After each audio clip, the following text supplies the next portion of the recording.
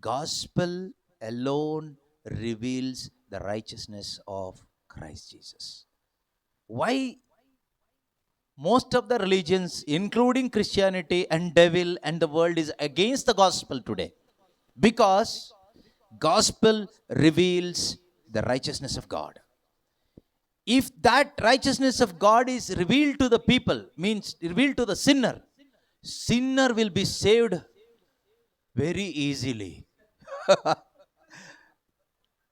Otherwise, sinner cannot be saved. Sinner will become slave to the religion and self-righteousness. ಶುಭ ಸಂದೇಶದ ಮುಖಾಂತರ ರೋಮ 1:17 ನಾವು ಓದ್ತೀವಿ, ಶುಭ ಸಂದೇಶ ದೇವರ ನೀತಿಯನ್ನ ಪ್ರಕಟ ಮಾಡುತ್ತದೆ. ದೇವರ ನೀತಿ ಅಂತ ಹೇಳುವಾಗ ತುಂಬ ಇದೆ ಅದರಲ್ಲಿ, ಬಟ್ ವಾಕ್ಯ ಆ ರೀತಿ ಇದೆ, ಅದನ್ನು ಹಾಗೆ ತಗೊಳ್ಳೋಣ. ದೇವರ ನೀತಿಯನ್ನ ಪ್ರಕಟಪಡಿಸೋದು ಯಾವುದು? ಶುಭ ಸಂದೇಶ. ಇದು ಪ್ರೀತಿ ಸಹೋದರ ಸಹೋದರಿ ನಮ್ಗೆಲ್ರಿಗೂ ಅರ್ಥ ಆಗಬೇಕು. ನಮಗಿದು ಅರ್ಥ ಆಗದೆ ನಾವಿಲ್ಲಿ ಬಂದು ಕೈ ತಟ್ಟಿ ಹೋಗಿ ಏನು ಪ್ರಯೋಜನ ಇಲ್ಲ, ಏನೇನೂ ಪ್ರಯೋಜನ ಇಲ್ಲ. ನಾನು ಹೇಳ್ತೀನಿ, ನೀವು ಈ ಬೈಬಲ್ನ ಪೂರ್ತಿ ತಿಂದು ಕುಡಿದ್ರು ನಿಮಗೆ ಕ್ರಿಸ್ತನ ನೀತಿ ಪ್ರಕಟವಾಗದೇ ಇದ್ರೆ ಏನು ಪ್ರಯೋಜನ ಇಲ್ಲ. ನಿಮಗೆ ಬೈಬಲಲ್ಲಿ ಒಂದು ವಾಕ್ಯನೂ ಗೊತ್ತಿಲ್ಲದೆ ಇದ್ರೂ ಪರವಾಗಿಲ್ಲ, ಆದ್ರೆ ದೇವರ ನೀತಿ ನಿಮಗೆ ಪ್ರಕಟವಾದರೆ ಫಸ್ಟ್ ಕ್ಲಾಸಲ್ಲಿ ಪಾಸ್, ಫಸ್ಟ್ ಕ್ಲಾಸಲ್ಲಿ ಪಾಸ್. ಆ ವ್ಯಭಿಚಾರಿಣಿ ಸ್ತ್ರೀ ಮತ್ತು ಫರಿಸಾಯ, ಫರಿಸಾಯನ ಮನೆಗೆ ಊಟಕ್ಕೆ ಯೇಸು ಸ್ವಾಮಿ ಬರ್ತಾರೆ. ಫರಿಸಾಯ ಸೆಲ್ಫ್ ರೈಚಸ್, ಸ್ತ್ರೀಗೆ ಯಾವುದು ರೈಚಸ್ನೆಸ್ ಇಲ್ಲ, ದೇವ್ರ ಮುಂದೆ ನಿಂತ್ಕೊಳ್ಳೋ ಯೋಗ್ಯತೆ ಇಲ್ಲ. ಯೋಗ್ಯತೆ ಇದೆ ಅಂತ ತಿಳ್ಕೊಂಡು ಪರ್ಫೆಕ್ಟ್ ಆಗಿ ಎಲ್ಲ ಪರ್ಫೆಕ್ಟ್ ಮಾಡ್ತಾ ಇದ್ದವನು ಫರಿಸಾಯ. ಲಾಸ್ಟಿಗೆ ದೇವರ ಆಶೀರ್ವಾದ ತಗೊಂಡು ಮನೆಗೆ ಹೋದವಳು ಪಾಪ ಮಾಡಿಸ್ತ್ರಿ. ಅವಳಿಗೆ ಪರ್ಫಾರ್ಮೆನ್ಸ್ ತೋರಿಸ್ಲಿಕ್ಕೆ ಏನೂ ಇಲ್ಲ, ಅತ್ಲು ಅಷ್ಟೇ. ಆದರೆ ಯೇಸು ಪ್ರಾಮಿಸ್ ಮಾಡಿದ್ದು ಸಾಲ್ವೇಷನ್ ಅವಳಿಗೆ, forgiveness. Your sins are forgiven, go, ನಿನ್ನ ಪಾಪ ಕ್ಷಮಾಪಣೆ ಆಗಿದೆ, ಹೋಗು. ಇವನು ಫರಿಸಾಯ ಊಟಕ್ಕೆ ಕರೆದವನು, ಅವನು ತಿಳ್ಕೊಂಡ ಊಟ ಹಾಕ್ಸ್ಬಿಟ್ರೆ ಪಾಪ ಪರಿಹಾರ ಆಗುತ್ತೆ ಅಂತ. ನಮ್ಮಲ್ಲಿ ಕೆಲವರು ಇದ್ದಾರಲ್ವಾ, ನಮ್ಮ ಮನೇಲಿ ಯಾರು ಸತ್ತೋಗ್ಬಿಟ್ರೆ ಅವ್ರ ಹೆಸರಿಗೆ ಊಟ ಹಾಕ್ಸ್ಬಿಟ್ರೆ ಅವ್ರದ್ದು ಪಾಪ ಪರಿಹಾರ ಆಗುತ್ತೆ ಅಂತ. ಕ್ರೈಸ್ತ ವಿಶ್ವಾಸಿಗಳೇ, ನಿಮಗೆ ಹೇಳ್ತಾ ಇದ್ದೀನಿ, ಅನ್ಯರಿಗಲ್ಲ, ಕ್ರೈಸ್ತ ವಿಶ್ವಾಸಿಗಳಿಗೆ, ಕ್ರೈಸ್ತ ಸಭೆಗೆ ಇದರಷ್ಟು ಮುಟ್ಟಾಳ್ತನ ಬೇರೆ ಯಾವುದೂ ಇಲ್ಲ. ಸತ್ತವ್ರ ಹೆಸರಲ್ಲಿ ಊಟ ಹಾಕ್ಸೋ ತಪ್ಪು ಅಂತ ಅಲ್ಲ ನಾನು ಹೇಳ್ತಾ ಇರೋದು, ಅದು ನಿಮ್ಮ ಪ್ರೀತಿ ಅವ್ರ ಮೇಲೆ ನೀವು ಹಾಕ್ಸಿ, ಆದರೆ ಅದರಿಂದ ಅವ್ರ ಪಾಪ ಪರಿಹಾರ ಆಗುತ್ತೆ ಅನ್ನೋದು. ಆದರೆ ಅದರಷ್ಟು ಮೂರ್ಖತನ, ಅವಿವೇಕತನ, ಅಯೋಗ್ಯತನ ಬೇರೆ ಯಾವುದಿಲ್ಲ. ಯಾಕೆ ಅಂದರೆ you are insulting the righteousness of God and bringing your own self righteousness for the forgiveness of the sins of your ancestors who passed away. No, that should not happen among Christians. ಊಟ ಹಾಕೋದಕ್ಕೆ ನಾನು ವಿರೋಧ ಮಾತಾಡ್ತಾ ಇಲ್ಲ. ಊಟ ಹಾಕೋದ್ರಿಂದ, ಕುಟುಂಬದಲ್ಲಿ ಸತ್ತೋದವ್ರ ಹೆಸರಲ್ಲಿ ಊಟ ಹಾಕೋದ್ರಿಂದ ಅವರ ಪಾಪ ತೊಳೆಯಲ್ಪಡುತ್ತೆ ಅಂತ ಯಾವ ಶುಭ ಸಂದೇಶ ಸಾರ್ತಾ ಇದೆ ನಿಮಗೆ? ಯಾವ ಹೊಸ ಒಡಂಬಡಿಕೆ ವಾಕ್ಯ ಆಧಾರದಲ್ಲಿ ಹೇಳ್ತಾ ಇದ್ದೀರಾ? ಅಲ್ವಾ? ನಿಮಗೆ ಪ್ರೀತಿ ಇದ್ರೆ ಹಾಕಿ, ನೋ ಪ್ರಾಬ್ಲಮ್, ಯಾರು ತಡೆಯೋ ಹಾಗಿಲ್ಲ. ನಿಮ್ಮ ಖುಷಿ ಅದು, ನಿಮ್ಮ ಖುಷಿಗೆ, ಅವ್ರ ಖುಷಿಗಲ್ಲ, ನಿಮ್ಮ ಖುಷಿಗೆ, ನಿಮ್ಮ ಪ್ರೀತಿಗೆ ನಿಮಗೆ ಬೇಕಾದರೆ ಮಾಡಿ. ಆದರೆ ಅದರಿಂದ ಅವರು ಪಾಪ ತೊಳೆದು ಸ್ವರ್ಗಕ್ಕೆ ಹೋಗ್ತಾರೆ ಅನ್ನೋದಾದರೆ, ಕ್ರಿಸ್ತ ಯೇಸುವಿನಿಂದ ಅವರಿಗೇನು ಲಾಭ ಆಯಿತು, ನಿಮಗೇನು ಲಾಭ ಆಯಿತು? ಅಲ್ಲಿಗೆ ನೀವೇನಾದ್ರಿ? ನೀವೇ ಸ್ವತಃ ದೇವರ ಸತ್ಸಂಬಂಧಕ್ಕೆ ಬರಲಿಕ್ಕೆ ನಿಮ್ಮದೇ ಆದ ಧರ್ಮವನ್ನ ನೀವು ಮಾಡೋದಾದ್ರೆ, ರೋಮನ್ರಿಗೆ ಬರೆದ ಪತ್ರಿಕೆ 10ನೇ ಅಧ್ಯಾಯದಲ್ಲಿ ಪೌಲರು ಹೇಳ್ತಾರಲ್ವಾ, ಕ್ರಿಸ್ತನ ಸಂಬಂಧದಿಂದ ಅವರು ಔಟ್ ಆದ್ರು, ಹೊರಗಡೆ ಆದ್ರು ಅಂತ. Because they wanted to establish their own religion, their own righteousness. By establishing their own righteousness, they are out of the true righteousness of God. ಇವತ್ತು ಅದು ಎಲ್ಲಿದೆ? ನಮ್ಮ ಸಭೆ ಒಳಗಡೆ, ಎಲ್ಲ ಸಭೆಗಳಲ್ಲೂ ತುಂಬಿ ತುಳುಕ್ತಾ ಇದೆ. ಯಾವುದು? ಸೆಲ್ಫ್ ರೈಚಸ್ನೆಸ್ ಎಂಬ ಒಂದು ಪೈಶಾಚಿಕ ಬಂಧನ. ಇದನ್ನು ಮುರಿತಾ ಇಲ್ಲ. ಬೇರೆ ಬಂಧನಗಳೆಲ್ಲ ಯೇಸು ನಾಮದಲ್ಲಿ ಮುರಿಲಿ ಅಂತ ಮುರಿದೋಗುತ್ತೆ. ಇದು ಮುರಿಲಿಕ್ಕೆ ನಿಮಗೆ ಶುಭ ಸಂದೇಶ ಮಾತ್ರ ಸಾಧ್ಯ. Gospel is the power of God unto salvation which breaks the yoke of self-righteousness. There is no other power.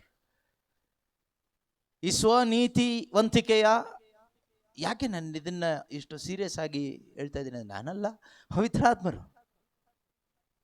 ಯಾಕೆ ಆ ವಿಷಯದಲ್ಲಿ ಸೀರಿಯಸ್ ಆಗಿದ್ದಾರೆ ಅಂದರೆ, ಪಾಪಿ ಸ್ವರ್ಗಕ್ಕೆ ಹೋಗ್ಬೋದು. ನಾನು ಹೇಳಿಲ್ಲ, ಯೇಸು ಹೇಳಿದ್ದು. ನಿಮಗಿಂತ ಮುಂಚೆ ವ್ಯಭಿಚಾರಿಗಳು, ಸುಂಕ ವಸೂಲಿ ಅವರು ಸ್ವರ್ಗಕ್ಕೆ ಹೋಗ್ತಾರೆ. ಫರಿಸಾಯರೇ, ಧರ್ಮಶಾಸ್ತ್ರಿಗಳೇ, ನೀವು ಹೋಗಲ್ಲ.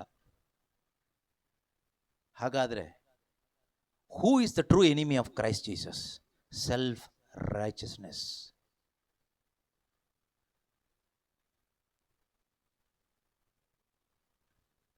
Nobody is dealing that. ಸೈತಾನ್ನ ಡೀಲ್ ಮಾಡ್ತೀವಿ, ಸೆಲ್ಫ್ನ ಡೀಲ್ ಮಾಡ್ತೀವಿ, ಫ್ಲಶ್ನ ಡೀಲ್ ಮಾಡ್ತೀವಿ, ವರ್ಲ್ಡ್ನ ಡೀಲ್ ಮಾಡ್ತೀವಿ. ಓಕೆ, ಯಾಕೆ struggle? Why to struggle doing all this fighting when Christ is finished all this for your sake? Your duty is to get the revelation of Christ more and more, the understanding of Christ in you, who Christ is, who you are in Christ, what is your position and possession in Christ. ಕ್ರಿಸ್ತನಲ್ಲಿ ನಿನ್ನ ಸ್ಥಾನ ಏನು, ನಿನ್ನ ಸಂಪತ್ತು ಏನು, ನಿನಗೇನು positions ಇದೆ, ನಿನ್ನ ಪೊಸಿಷನ್ ಏನು? ಇದು ಎರಡು ಅರ್ಥ, ಅದು ಸಾಕು. ಯರ್ ಪೊಸೆಷನ್, ಯರ್ ಪೊಸಿಷನ್. ಸಿ,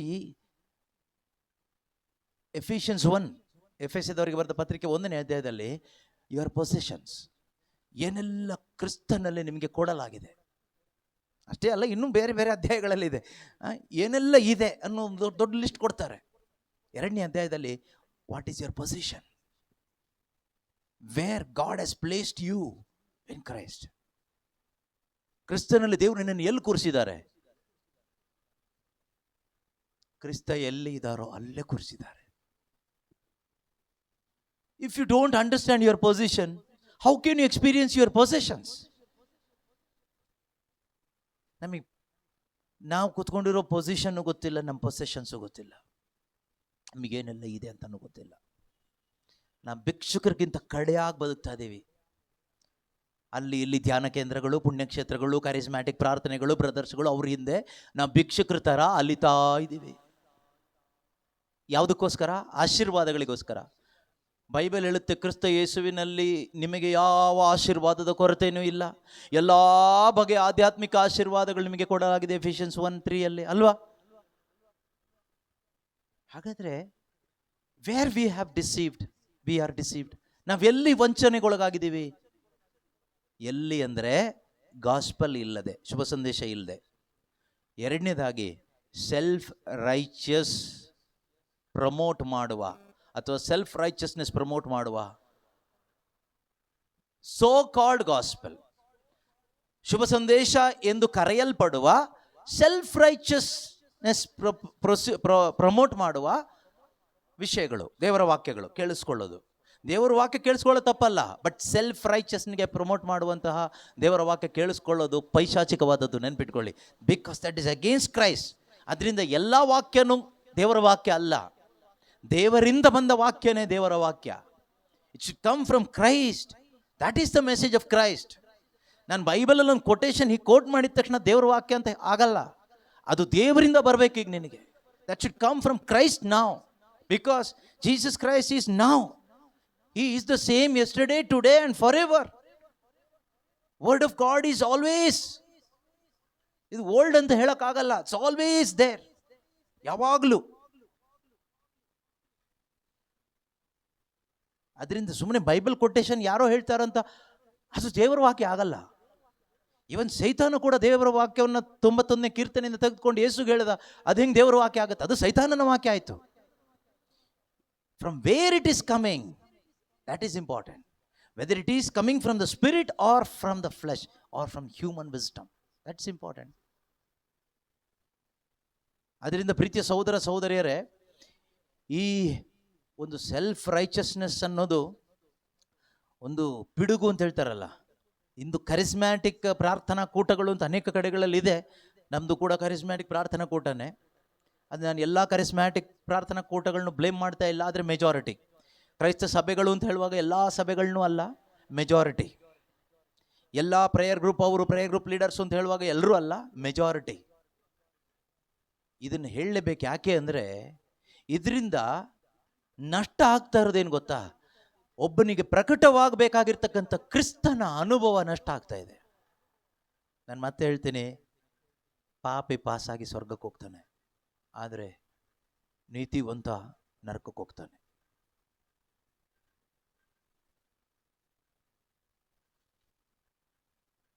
ನಾವು ನೀತಿವಂತರಾಗಲಿಕ್ಕೆ ಪ್ರಯತ್ನ ಪಟ್ರೆ ನೀವು ನೀತಿವಂತರಾಗೋದೇ ಇಲ್ಲ. ದೇವ್ರ ಸ್ಟ್ಯಾಂಡರ್ಡಿಗೆ ಸತ್ರು ಬರಲ್ಲ. ಅವಾಗ ಎಲ್ಲಿ ಹೋಗ್ತೀರಾ? ಲಾಸ್ಟಿಗೆ ನರಕಕ್ಕೆ ಹೋಗ್ತೀರಾ. ಯೇಸು ಕ್ರಿಸ್ತರು ಯಾಕೆ ಫರಿಸಾಯರನ್ನ, ಧರ್ಮಶಾಸ್ತ್ರಿಗಳನ್ನ ಅಷ್ಟು ಬೈದರು, ಖಂಡಿಸಿದ್ರು ಅಂದರೆ ಅವರ ಆತ್ಮ ರಕ್ಷಣೆಗೋಸ್ಕರ, ಅವ್ರ ಮೇಲಿನ ಕಾಳಜಿಯಿಂದ. ಪಾಪಿಗಳನ್ನ ಅವ್ರು ಬೈದಿಲ್ಲ. ಯೇಸು ಸ್ವಾಮಿ ಟೈಮಲ್ಲಿ ಕೊಲೆಗಾರರಿದ್ದರು, ವ್ಯಭಿಚಾರಿಗಳಿದ್ರು, ಕಳ್ಳರಿದ್ರು, ಮೋಸ ಮಾಡೋರಿದ್ರು, ಎಲ್ಲರೂ ಇದ್ದರು. ಅವ್ರನ್ನ ಯಾರನ್ನೂ ಯೇಸು ಬೈದಿಲ್ಲ. ಅವ್ರಿಗೆ ಶುಭ ಸಂದೇಶ ಕೊಟ್ಟರು, ಗಾಸ್ಪೆಲ್ ಕೊಟ್ಟರು, ಮಾನಸಾಂತರಕ್ಕೆ ಅವಕಾಶ ಮಾಡಿಕೊಟ್ರು. ಆದರೆ ಇವ್ರನ್ನ ರಿಬ್ಯೂಕ್ ಮಾಡಿದರು, ಖಂಡಿಸಿದರು. ಯಾಕೆಂದರೆ ಅವ್ರ ಮೇಲೂ ಪ್ರೀತಿ ಇತ್ತು. ಜೀಸಸ್ಗೆ ಅವರು ಬೇಕಾಗಿತ್ತು. Most self righteous religion on earth was that time Jewish religion. ಅದರಿಂದ ಯೇಸು ಅದೇ ರಿಲಿಜನಲ್ಲಿ ಹುಟ್ಟು ಬಂದರು. ಯಾಕೆಂದರೆ ಬೇರೆಯವ್ರನ್ನ ಕಾಪಾಡೋದು ಸುಲಭ ಆಗಿತ್ತು ಯೇಸುಗೆ, ಅವ್ರನ್ನ ಕಾಪಾಡೋದು ತುಂಬ ಕಷ್ಟ ಇತ್ತು. ಅವ್ರು ತಪ್ಪಿಸ್ಕೊಳ್ತಾ ಇದ್ರು, ಅವ್ರು ತಪ್ಪಿಸ್ಕೋಬಾರ್ದು, ಯಾರೊಬ್ಬನೂ ನಾಶ ಆಗಬಾರ್ದು. ಅದಕ್ಕೇನೆ ಮೋಸ್ಟ್ ಕ್ರಿಟಿಕಲ್ ಪೀಪಲ್ ಮಧ್ಯದಲ್ಲಿ ಅವರು ಹುಟ್ಟಿ ಬಂದಿದ್ದು, ಮೋಸ್ಟ್ ರಿಲಿಜಿಯಸ್. ಆ ಬಾಂಡೇಜ್ನ ಬ್ರೇಕ್ ಮಾಡಲಿಕ್ಕೆ ಅವ್ರು ಮ್ಯಾಕ್ಸಿಮಮ್ ಟ್ರೈ ಮಾಡಿದ್ರು. ಅದಕ್ಕೆ ಅವರು ಸ್ಪೆಸಿಫಿಕ್ ಆಗಿ ಹೇಳ್ತಾರೆ, ನಾನು ಬಂದಿರುವುದು ತಪ್ಪಿ ಹೋದ ಕುರಿಗಳಂತಿರುವ ಇಸ್ರಾಯೇಲ್ ಜನರನ್ನು ಹುಡುಕಿಕೊಂಡು ಅಂತ. ಪ್ರವಾದಿ ಹೇಳ್ತಾರೆ, ಅನ್ಯ ಜನಾಂಗದವರಿಗೆ ಇವರು ಜ್ಯೋತಿ ಅಂತ. ಮಾನವರೆಲ್ಲರನ್ನು ಬೆಳಗಿಸಲು ಜಗತ್ತಿಗೆ ಆಗಮಿಸಲಿದ್ದ ಜಗಜ್ಯೋತಿ ಅಂತ. See the concern of Jesus Christ, the heart of Christ for his own people. Own people means that hardcore religious people. He wants them to be saved. That is the reason he was rebuking them.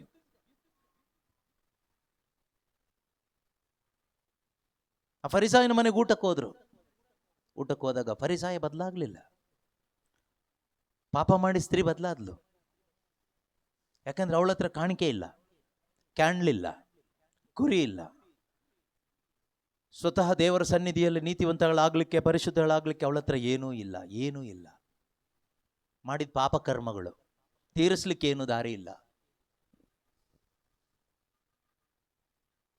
ಆದರೆ ಫರಿಸಾಯನಿಗೆಲ್ಲ ಇದೆ, ಎಲ್ಲ ಇರೋದೇ problem. ರೋಮ 10 ಓದೋಣ ವಾಕ್ಯ. ಸಮಯ ಆಯಿತು, ನಿಲ್ಲಿಸ್ಲಿಕ್ಕೆ ಮನಸ್ಸಿಲ್ಲ. ದೇವರೊಡನೆ ಸತ್ಸಂಬಂಧವನ್ನು ಪಡೆಯುವ ಮಾರ್ಗವನ್ನು ಅರಿಯದೆ ತಮ್ಮದೇ ಆದ ಧರ್ಮವನ್ನು ಸ್ಥಾಪಿಸಲು ಅವರು ಪ್ರಯತ್ನಿಸಿದರು. ಎಂತ ಡೇಂಜರಸ್ ಅಲ್ವಾ ಅದು. ಎಂದೇ ಅವರು ದೈವ ಸತ್ಸಂಬಂಧಕ್ಕೆ ಬಾಹಿರರಾದರು. ದೇವರಲ್ಲಿ ವಿಶ್ವಾಸವಿಡುವ ಪ್ರತಿಯೊಬ್ಬನಿಗೂ ಆ ಸತ್ಸಂಬಂಧ ದೊರಕುವಂತೆ ಕ್ರಿಸ್ತ ಯೇಸು ಧರ್ಮಶಾಸ್ತ್ರವನ್ನು ಇತಿಗೊಳಿಸಿದರು. ನೋಡಿ, ಬಾಹಿರರಾದರು ಅನ್ನೋದು ಒಂದು ಸಾಧಾರಣ ಸುಮ್ಮನೆ ಒಂದು ವಾಕ್ಯ ಆಗಿ ತಗೋಬೇಡಿ. They are out from the righteousness of God. Why? Because they wanted to establish their own righteousness. ಅದರಷ್ಟು ಮಹಾಪಾಪ ಯಾವುದೂ ಇಲ್ಲ ಅಂತ ಹೇಳ್ತೀನಿ ನಾನು. That is the sin against God's immeasurable grace and unconditional mercy. What is the biggest sin against God's grace and mercy? Self-righteousness.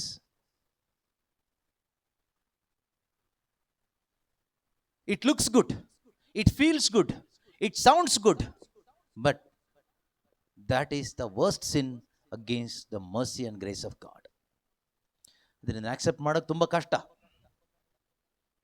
ದೇವರ ಕೃಪೆಗೆ, ದೇವರ ಕರುಣೆಗೆ ವಿರುದ್ಧವಾದ ಮಹಾಪಾಪ ಯಾವುದು ಕೇಳಿದ್ರೆ ಸ್ವನೀತಿವಂತಿಕೆ. ಸ್ವನೀತಿವಂತಿಕೆ ಏನ್ ಮಾಡುತ್ತೆ ಗೊತ್ತಾ? ಸ್ವನೀತಿವಂತರಾಗ್ಲಿಕ್ಕೆ ಹೋಗುವಾಗ you are indirectly nullifying or rebuking Christ, the grace of God, the love of God. People don't know. ಅದರಿಂದನೇ ಪೌಲರು ಎಫೆಸಿಯನ್ಸ್ ಚರ್ಚಿಗೆ ಪ್ರಾರ್ಥನೆ ಮಾಡಿದ್ದು, ದೇವರೇ ಇವರ ಮನೋನೇತ್ರಗಳು ನೀವು ತೆರಿಬೇಕು, ನೀವು ಇವರಿಗಾಗಿ ಇಟ್ಟಿರ್ತಕ್ಕಂಥ ನಿರೀಕ್ಷೆ ಇವರಿಗೆ ಕಾಣಬೇಕು, ಸಭೆಯಲ್ಲಿಟ್ಟಿರ್ತಕ್ಕಂಥ ಸಂಪತ್ತು ಇವರಿಗೆ ಕಾಣಬೇಕು, ಇವರಲ್ಲಿರ್ತಕ್ಕಂಥ ಶಕ್ತಿ ಇವರಿಗೆ ಮನವರಿಕೆ ಆಗಬೇಕು. That should happen for you and me. ನನಗೂ ನಿಮಗಿದಾಗಬೇಕು. ಇದು ನಮಗೆ ರಿಯಲೈಸ್ ಆದರೆ ಇದು ನಮ್ಗೆ ಅರ್ಥ ಆದರೆ, if you start experiencing the power of God's righteousness, sin will lose its power, its strength. ಪಾಪ ಅದರ ಶಕ್ತಿನ ಕಳ್ಕೊಳ್ಳುತ್ತೆ. Flesh will lose its power, ಶರೀರ ಅದರ ಶಕ್ತಿಯನ್ನು ಕಳ್ಕೊಳ್ಳುತ್ತೆ. Satan has no more power over us. ಸೈತಾನಿಗೆ ನಮ್ಮ ಮೇಲೆ ಯಾವ ಅಧಿಕಾರನೂ ಯಾವ ಶಕ್ತಿನೂ ಚಲಾಯಿಸ್ಲಿಕ್ಕೆ ಆಗೋದಿಲ್ಲ. World is dust to us, world also will lose its power. But ಇವತ್ತು ನಮ್ಮ ಪರಿಸ್ಥಿತಿ ಹಾಗಿಲ್ಲ. ವಿ ಪ್ರೀಚ್, ನಾವು ಪ್ರೀಚ್ ಮಾಡ್ತೀವಿ, ಹಾಡು ಹೇಳ್ತೀವಿ, ಕರಿಸ್ಮ್ಯಾಟಿಕ್ ಪ್ರೇಯರ್ ಕಂಡಕ್ಟ್ ಮಾಡ್ತೀವಿ, ರಿಟ್ರೀಟ್ ಕಂಡಕ್ಟ್ ಮಾಡ್ತೀವಿ, we conduct growth retreat, but nobody is growing. Groaning ಆಗ್ತಾ ಇದೆ ಬಿಟ್ಟರೆ ಗ್ರೋಯಿಂಗ್ ಆಗ್ತಾ ಇಲ್ಲ. Groaning groaning groaning. Every growth retreat we are groaning. Groaning for what? For nothing. We are trying to be righteous, we are not. We all in the same boat. ನಾವು ನೀತಿವಂತರಾಗಲಿಕ್ಕೆ ಪ್ರಯತ್ನ ಪಡ್ತೀವಿ, ಆಗ್ತಾ ಇಲ್ಲ. ಇನ್ನು ಕೆಲವರು ಪಾಪ ಫರಿಸಾಯರ ಥರ ಇರೋರು ಇದ್ದೀರಿ ನಮ್ಮ ಟೀಮಲ್ಲಿ, ಅಲ್ಲಿ ಇಲ್ಲಿದ್ದೀವಿ. ನಾವು ಮ್ಯಾಕ್ಸಿಮಮ್ ಬೆಳಗ್ಗೆಯಿಂದ ಸಂಜೆ ತನಕ ಉಪವಾಸನೋ ಪ್ರಾರ್ಥನೆನೋ ಬೈಬಲ್ ರೀಡಿಂಗೋ ಏನೋ ಮಾಡಿ ನಮ್ಮ ಒಂದು ಪ್ರಯತ್ನದಿಂದ ಟೆನ್ಷನ್ ಮಾಡಿಕೊಂಡು ಒತ್ತಿ ಹಿಡಿದು ಏನೋ ಒಂದು ಮಾಡ್ತೀವಿ ನಾವು ನೀತಿವಂತರಾಗಲಿಕ್ಕೆ. ಆಗ್ತೀವಾ? ದೇವ್ರ ಸ್ಟ್ಯಾಂಡರ್ಡಿಗೆ ಬರ್ತೀವಾ?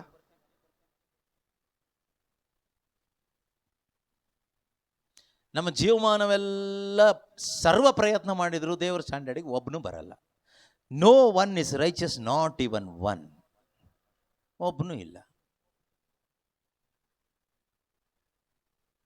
ಒಬ್ಬನು ಬರೋದು ಇಲ್ಲ.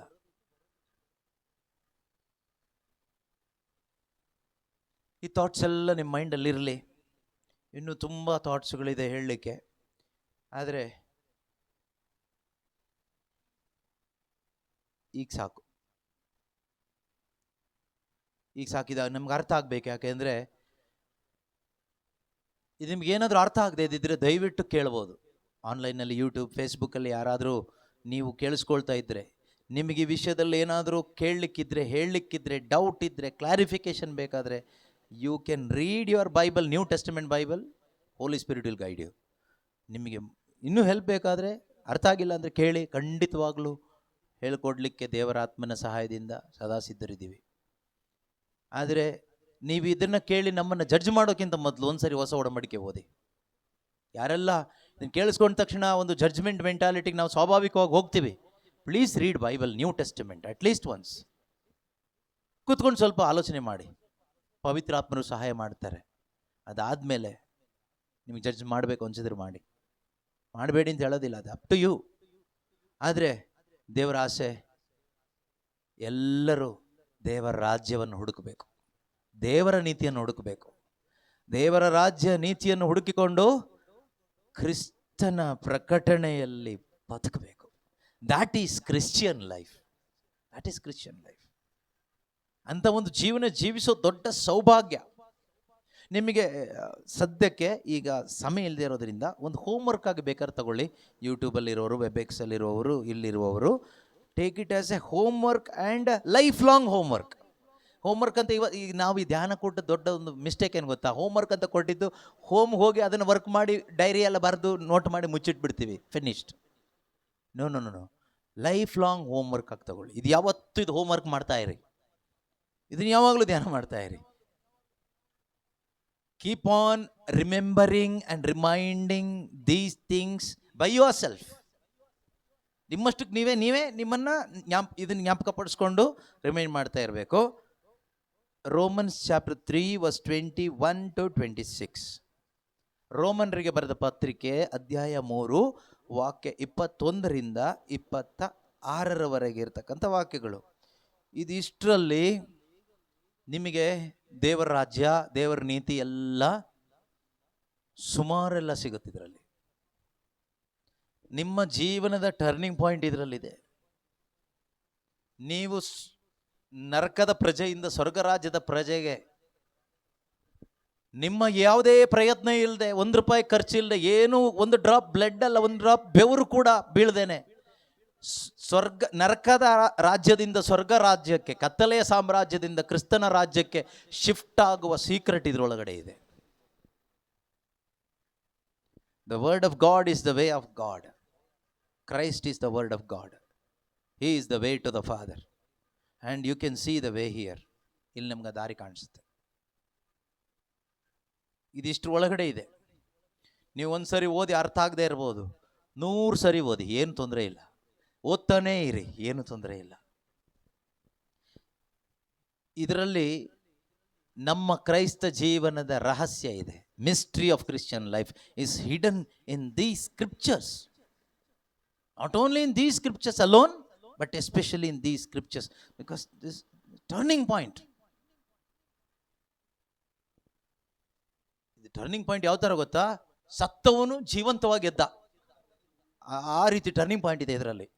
ಸತ್ತೋಗಿದ್ದೆ, ಆದರೆ ಇದು ಅರ್ಥ ಆದ ತಕ್ಷಣ, because of the dunamis power in it, you raised, resurrection. ಅಷ್ಟು ಶಕ್ತಿ ಇದೆ ಈ 5 ವಾಕ್ಯಕ್ಕೆ. 21ರಿಂದ 26 ವಾಕ್ಯ, 5 ವಾಕ್ಯ ಅಲ್ವಾ? ಹಾಂ, ಒಂದ್ಸರಿ ಓದೋಣ. ಎಸ್. ಈಗಲಾದರೂ ಧರ್ಮಶಾಸ್ತ್ರದ ನೆರವಿಲ್ಲದೆಯೇ ದೇವರಿಂದ ದೊರಕುವ ಸತ್ಸಂಬಂಧವು ಪ್ರಕಟವಾಗಿದೆ. ಇದಕ್ಕೆ ಧರ್ಮಶಾಸ್ತ್ರವೂ ಪ್ರವಾದನಾ ಗ್ರಂಥವೂ ಸಾಕ್ಷಿಯಾಗಿದೆ. ಯೇಸು ಕ್ರಿಸ್ತರಲ್ಲಿ ವಿಶ್ವಾಸವಿಡುವುದರ ಮೂಲಕವೇ ವಿಶ್ವಾಸಿಗಳೆಲ್ಲರನ್ನೂ ದೇವರು ತಮ್ಮೊಡನೆ ಸತ್ಸಂಬಂಧದಲ್ಲಿ ಇರಿಸಿಕೊಳ್ಳುತ್ತಾರೆ. ಇದರಲ್ಲಿ ಯಾವ ತಾರತಮ್ಯವನ್ನೂ ಮಾಡುವುದಿಲ್ಲ. ಮಾನವರೆಲ್ಲರೂ ಪಾಪಿಗಳೇ, ಎಲ್ಲರೂ ದೇವದತ್ತ ಮಹಿಮೆಯನ್ನು ಕಳೆದುಕೊಂಡವರೇ. ಆದರೆ ದೇವರು ಯೇಸು ಕ್ರಿಸ್ತರ ಮುಖಾಂತರ ಅವರಿಗೆ ಪಾಪ ವಿಮೋಚನೆಯನ್ನು ದಯಪಾಲಿಸಿ ತಮ್ಮ ಉಚಿತಾರ್ಥ ಅನುಗ್ರಹದಿಂದ ಅವರನ್ನು ತಮ್ಮ ಸತ್ಸಂಬಂಧದಲ್ಲಿ ಇರಿಸಿಕೊಳ್ಳುತ್ತಾರೆ.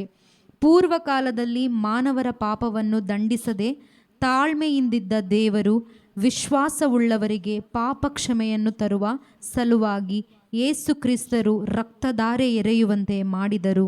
ತಾವು ನೀತಿ ಸ್ವರೂಪರೆಂದು ತೋರಿಸುವುದಕ್ಕಾಗಿ ಹೀಗೆ ಮಾಡಿದರು.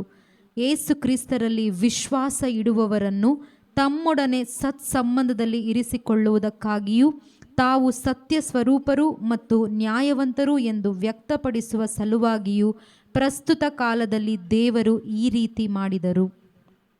ಇಂಗ್ಲೀಷಲ್ಲಿ ಓದಲ ಒಂದ್ಸರಿ. ಯೂಟ್ಯೂಬಲ್ಲಿ ಕೆಲವರು ಕನ್ನಡ ಅರ್ಥ ಆಗದೆ ಇದ್ದವರು, ಓದ್ಲಿಕ್ಕೆ ಬಾರದೇ ಇದ್ದವರು ಇರ್ಬೋದು. But now, apart from the law, the righteousness of God has been disclosed. Whenever you read this, now is always now. If you read tomorrow, now. If you read it now, now. If you read after 10 years, now.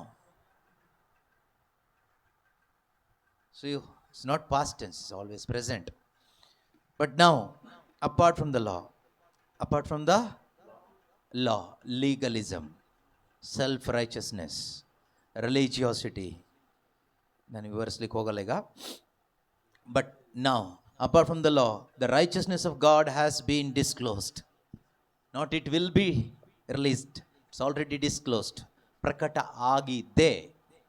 ಆಗುತ್ತೆ ಅಲ್ಲ, ಆಗಿದೆ. ಈಗ ಆಗಬೇಕಾಗಿರೋದು ನನ್ನ ಒಳಗೆ, ನನ್ನ ಮನಸ್ಸಿಗೆ, ನನ್ನ ಬುದ್ಧಿಗೆ, ನನ್ನ ಅರಿವಿಗೆ ಪ್ರಕಟ ಆಗಿ ಆಯಿತು. ಪ್ರಾರಂಭದಲ್ಲಿ ಆಗಿ ಇರಲಿಲ್ಲ, ಹಾಗೆ ಆಯ್ತು. ಈಗ ಕ್ರಿಸ್ತನ ಮುಖಾಂತರ ಆಯಿತು. We are so blessed. It's a great privilege that we are the children of god and is attested by the law and prophets. That's the proof. The righteousness of God through faith in Jesus Christ for all who believe, not all who do that, do this, but all who believe. For there is no distinction, since all have sinned and fall short of the glory of God. The moment you sinned, you lost the glory. The moment you believed, you got that glory back by faith as a gift. Since all have sinned, all means Jews and Gentiles, all. God's own people and other people. All are sinner. Same boat. So, they are now justified. Means all are justified by His grace as a gift through the redemption that is in Christ Jesus. Not in you, not in your work, but in Christ Jesus. What is the assurance of your salvation? Because your salvation is in Christ. It is not in you. That is the assurance of your salvation. See how much God loves us. Whom God put forward as a sacrifice of atonement by His blood, effective through prayer. No. Effective through fasting. No. Effective through charity, giving. No. Effective through burning candles. No. Effective through attending church. No.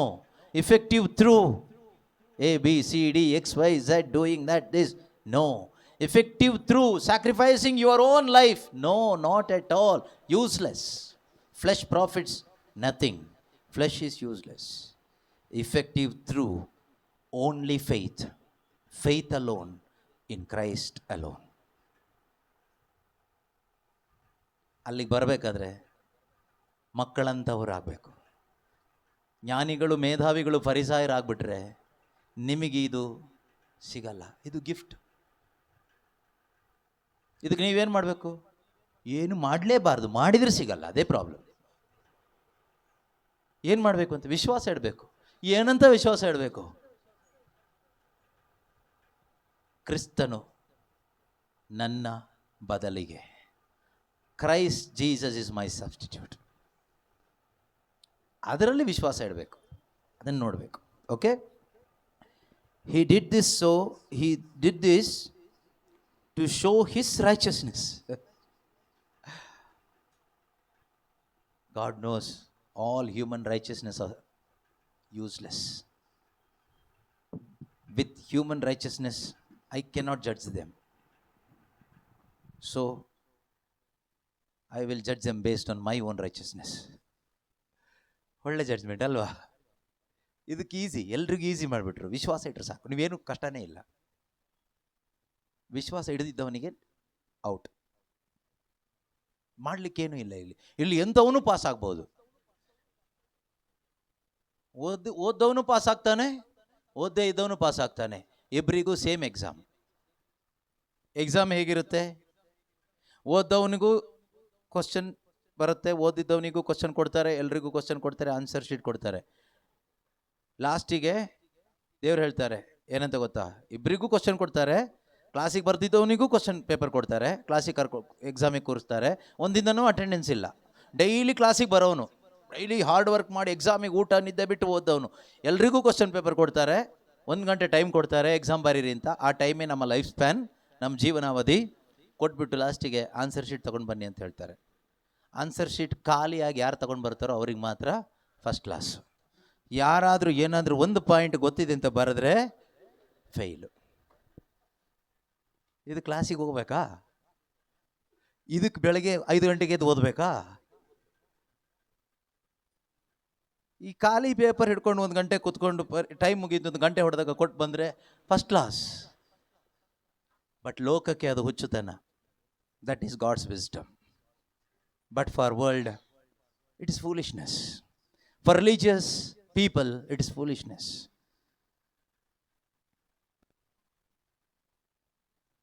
That is the reason salvation is a gift of God for everyone who believes. Not everyone who do that this, no. ಅದು ಇದು ಮಾಡೋರಿಗಲ್ಲ, ವಿಶ್ವಾಸ ಇಡೋ ಪ್ರತಿಯೊಬ್ಬರಿಗೂ. He made it easy. We made it complicated. ಯೇಸು ಅದನ್ನು ತುಂಬ ಸುಲಭವಾಗಿ ಮಾಡಿಕೊಟ್ರು ದೇವರು. ಈ ಶುಭ ಸಂದೇಶ ವಿರೋಧಿಸುವಾಗಲೇ ಪೌಲ್ರಿಗೆ ಕೋಪ ಬಂದಿದ್ದು. Who has bewitched you, you foolish Galatians. ನಿಮಗಿಷ್ಟು ಸುಲಭವಾಗಿ ರಕ್ಷಣೆ ದಾರಿ ನೀವು ನೋಡಿ ಹೋಗಿ ಮತ್ತೆ ವಾಪಸ್ ಬಂದ್ರಿ. ಆ ಕಡೆ ಹೋಗಲ್ಲ, ನಾನು ಹೋದರೆ ಮತ್ತೆ ಡೇಂಜರ್ ಆಗುತ್ತೆ. ಡೇಂಜರ್ ಅಲ್ಲ? ಮತ್ತೆ ನಮ್ಮ ಪರಿಸ್ಥಿತಿ, ಇದು ನಮ್ಮ ಪರಿಸ್ಥಿತಿನೇ ಅದು. Okay, verse number 26, 25, I'll finish it. He did this to show His righteousness, because in His divine forbearance He had passed over the sins previously committed. It was to prove at the present time that He Himself is righteous and no one is righteous, and that He justifies the one who has what? His own righteousness. Allah, who has faith in Jesus. God justifies you not based on your work or performance, but based on your faith in Christ Jesus. That Jesus Christ is my substitute. Finished. God will tell you with this promise, today you will be with me in paradise. ಜೀವನ ಪರ್ಯಂತ ಕಳ್ದ, ಒಂದೇ ಒಂದು ಶಾಟಿಗೆ ಒಳಗೋದ. ಫರಿಸಾಯರೆಲ್ಲ ಗಂಟೆ ಆಡಿಸ್ಕೊಂಡು ಕೂತ್ಕೊಂಡ್ರು ವರ್ಷ ಎಲ್ಲ. ಎಲ್ಲಿ ಹೋದ್ರೋ ಗೊತ್ತಿಲ್ಲ. ಎದ್ದು ನಿಂತ್ಕೊಳ್ಳೋಣ, ಪ್ರಾರ್ಥಿಸೋಣ. ನಮ್ಮಲ್ಲಿರುವ ಈ ಫರಿಸಾಯ ಸತ್ತು ಹೋಗಲಿ. ಈ ಫರಿಸಾಯ ಪ್ರತಿಯೊಬ್ಬರೊಳಗಡೆನೂ ಇರ್ತಾನೆ. ಸೈತಾನ ಅಲ್ಲ ಶತ್ರು, ಫರಿಸಾಯನ ಆ ಮೆಂಟಾಲಿಟಿ ನಮ್ಮಲ್ಲಿಗೆ ಇರುತ್ತೆ. ನಾವು ಹೆಚ್ಚು ಬೈಬಲ್ ಓದುವಾಗ, ಪ್ರಾರ್ಥನೆಯಲ್ಲಿರುವಾಗ, ಪ್ರೇಯರ್ ಗ್ರೂಪಲ್ಲಿ, ಮಿನಿಸ್ಟ್ರಿಯಲ್ಲೆಲ್ಲ ಆ್ಯಕ್ಟಿವ್ ಆಗಿರುವಾಗ ನಮಗೆ ಗೊತ್ತಿಲ್ಲದ ಹಾಗೆ ನಮ್ಮೊಳಗಿರೋ ಫರಿಸಾಯ ಬರ್ತಾ ಇರ್ತಾನೆ. We should kick him out by the righteousness of Christ, through the revelation of Christ. ಅದು ಕ್ರಿಸ್ತ ನಮ್ಮಲ್ಲಿ ಪ್ರಕಟವಾದಾಗ we can also love everyone with the heart and mind of Christ. ಕ್ರಿಸ್ತ ಯೇಸುವಿನ ಮನೋಭಾವನೆ ನಮ್ಮಲ್ಲಿ ಬರೋದೇ ಗೊತ್ತಾ? ಕ್ರಿಸ್ತ ಪ್ರಕಟ ಆದಾಗ ಮಾತ್ರನೇ. ಇಟ್ಸ್ ನಾಟ್ ಬೈ ಮೈಟ್ ನಾರ್ by power but by the spirit of god.